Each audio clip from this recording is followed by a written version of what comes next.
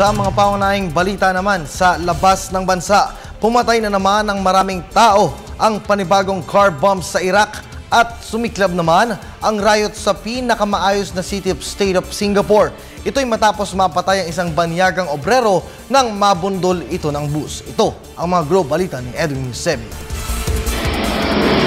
Nagsunog ng mga sasakyan ng mga tao at nakipagsagupa sa mga pulis sa Indian Singapore. Ang insidente na bibihirang maganap sa naturang lugar ay nangyari matapos ang isang pribadong bus ay makabundol at mapatay ang isang dayuhang manggagawa sa Little India area. Makikita ang mga tao na pinagbabasag ang salamin ng bus. Ayon sa Singapore Police, naging marahas sa mga tao nang makita ang naturang aksidente. May 10 mga pulis rin ang nasaktan at halos 30 sibilyan ang arestado.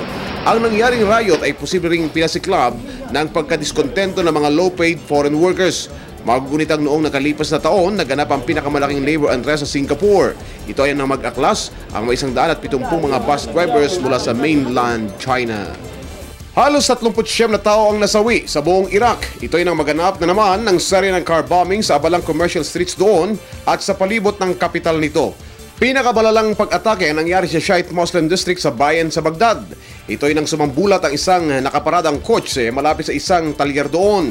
7 ang namatay at 14 ang sugatan.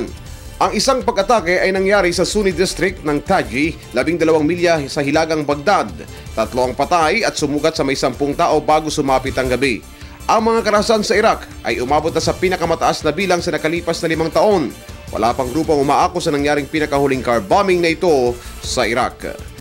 Telebisyon ng Bayan, Edwin Eusebio.